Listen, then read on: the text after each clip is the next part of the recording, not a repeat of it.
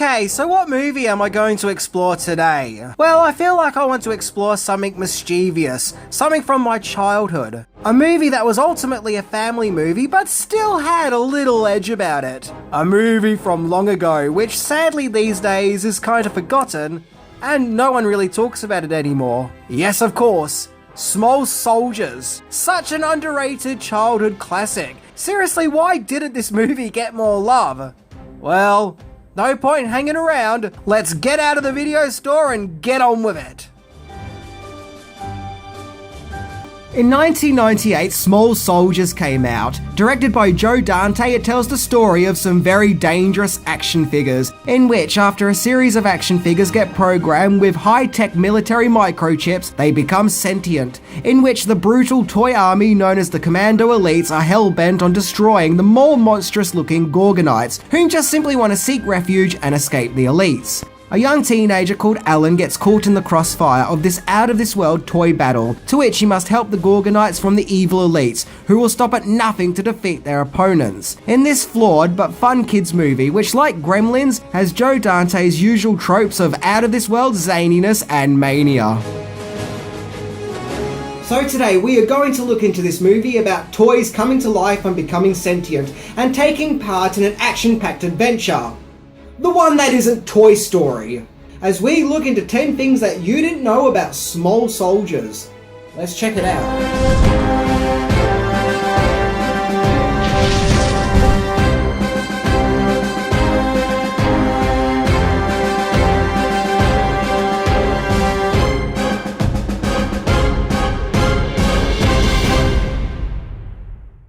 So remember, you are the best of the best of the few and the proud.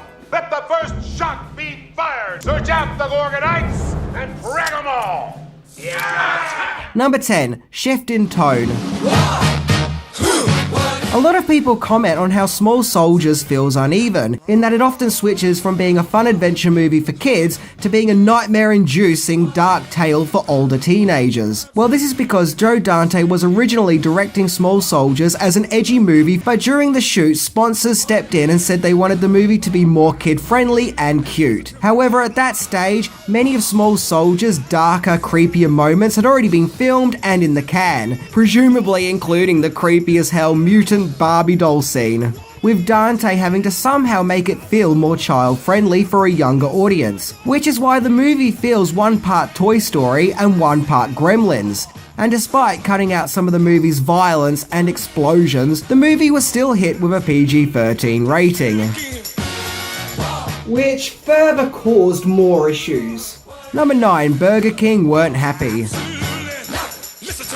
Burger King teamed up with Small Soldiers Production in order to promote their new burger, the Rodeo Burger, in which an advert was put together featuring Chip Hazard. And the Rodeo Burger Meal even came with Small Soldier toys to promote the film. However, Burger King assumed that Small Soldiers would be rated PG, and when they heard it was PG-13, the company weren't too happy with advertising a PG-13 movie to smaller children via toys. So a disclaimer had to come with the Burger King Small Soldiers toys, stating, quote, "While toys are suitable for children of all ages, the movie Small Soldiers may contain material that is inappropriate for younger children." And some of Burger King restaurants didn't even offer the Small Soldiers toys, but instead a Mr. Potato Head. Woohoo. In a situation reminiscent of the Batman Returns Happy Meal toys, which were cancelled after McDonald's was shocked with the amount of violence in Batman Returns. I guess the moral of the story is action movies and fast food family restaurants don't mix. Number 8. Less puppets, more CGI. Stan Winston was a great makeup effects artist who created some great practical effects for movies such as the Terminator films and Jurassic Park. And in order to bring the action figures to life for Small Soldiers, Dante sought Winston to create puppets in order to breathe life into the Gorgonites and Commando Elites. And to be honest, the puppetry work looks pretty cool. They look like action figures while being sentient and having unique movements and characteristics. However, during the movie's production, it was discovered that it would be easier and cheaper to create the action figures through CGI, which was relatively new back then. So less of Winston's puppets were used in favour of creating the killer toys digitally. Dante would go on to say that the effects were 1/3 puppetry while the rest of the effects were CGI. The effects were created by Industrial Light and Magic, and to be fair, they do actually look pretty good and convincing. Number 7. Uncredited Spielbergs. Steven Spielberg was an executive producer on Small Soldiers, which isn't really surprising as the movie was distributed by DreamWorks Pictures and Amblin, both of which were founded by Spielberg. However, Spielberg's executive producer efforts were uncredited, of which I don't know why. Spielberg also acted as an executive producer on other Dante movies, such as Gremlins and Inner Space, both of which credit him. Maybe he just didn't like Small Soldiers? I don't know. What's even more interesting is that Steven Spielberg's sister, Anne Spielberg, co-wrote the script, and her involvement is also uncredited. Once again, very strange that having the involvement of a Spielberg would go unrecognised, especially considering the word Spielberg should be a sure win for enticing movie audiences. If I'm making a movie, and if I get help from even, say, I don't know, Steven Spielberg's pet cat, I am still going to credit that cat. So to me, it's strange that they cut ties to the Spielberg name. Number 6. Interesting choice of voice actors.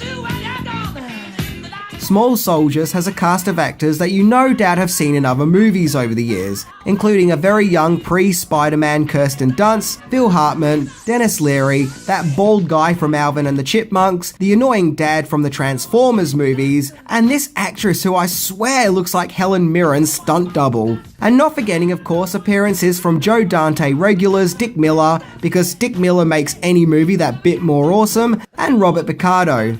But the voice actors used is where things get very interesting. Tommy Lee Jones voices Chip Hazard, along with the rest of his Commando Elite being voiced by the cast of The Dirty Dozen, minus Richard Jekyll, who died before he could record his lines, to which he was replaced by Bruce Dern.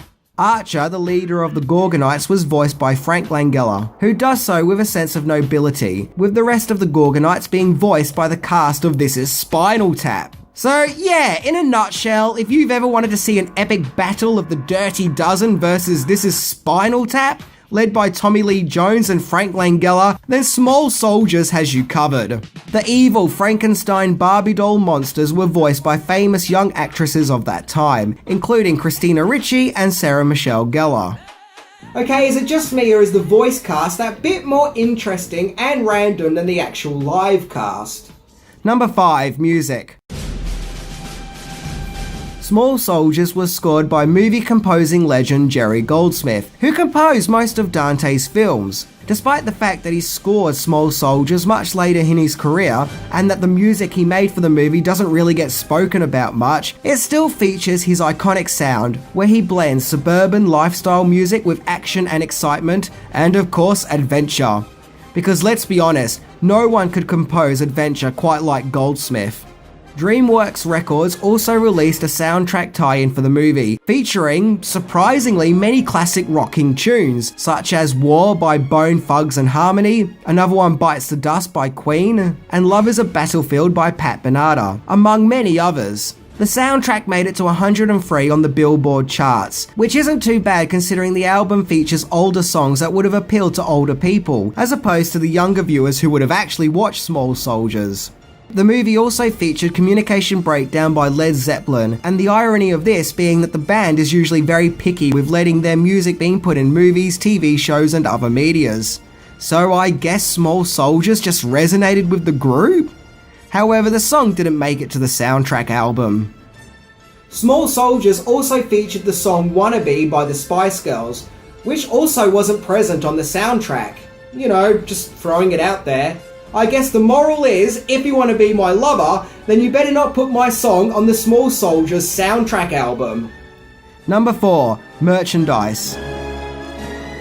Burger King weren't the only ones to get in on the merchandising of Small Soldiers, as Kenner released an action figure lineup of the action figures seen in the movie. Yep, action figures based on action figures. We are in some Inception mind warp now. And the figures were bulky and robust with great detail, but lacking in articulation with limited movements. However, they did look good. Maybe not ideal for playing with, but definitely something cool to have on display.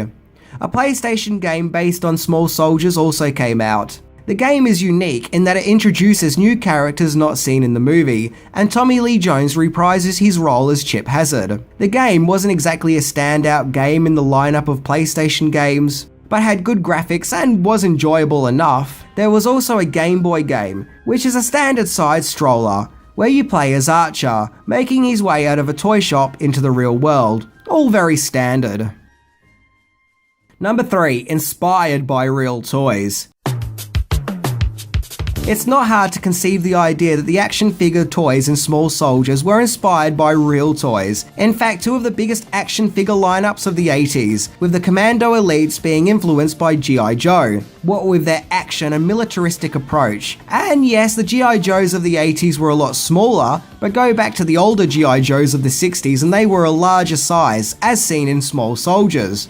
The monstrous Gorgonites were inspired by the Masters of the Universe action figure lineup, which would often consist of crazy, out-of-this-world beings and creatures. What's fascinating about the war between the Commando Elites and Gorgonites is the fact that the heroic-looking, humanistic Commando Elites are the villains, whereas the bizarre, monstrous-looking Gorgonites were in fact the heroes, leading to that old saying that looks can be deceiving. Also, as mentioned, the Gorgonites were inspired by Masters of the Universe, and Frank Langella also played Skeletor in the Masters of the Universe movie. Yep, I've just switched into conspiracy mode. Number 2. Movie poster rework. The original promotional poster for Small Soldiers featured the character Chip Hazard holding up a gun to the viewer in a sideways motion. However, it was felt that this looked too violent, so the poster was reworked to remove the gun, which, when you think about it, actually looks weird. It literally looks like his gun has just been removed, with him now holding an invisible gun. Who knows, maybe Chip did an Indiana Jones and went to grab his gun only to realise it wasn't there.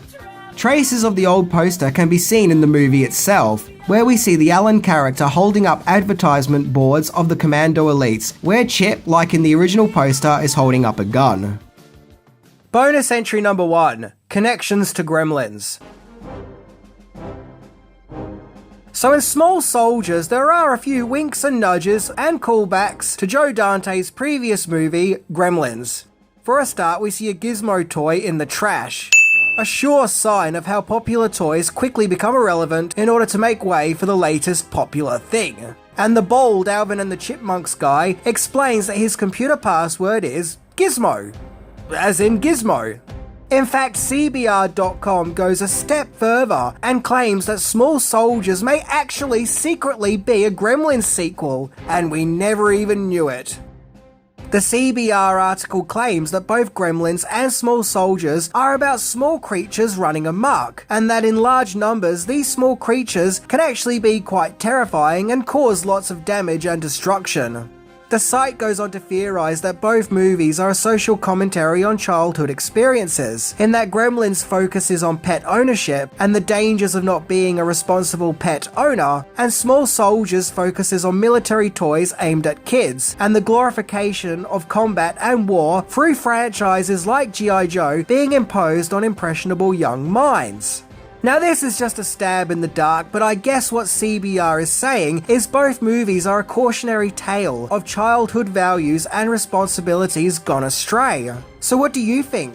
Could Small Soldiers really actually be Gremlins 3 this whole time, or rather Gremlins the Army action figures version?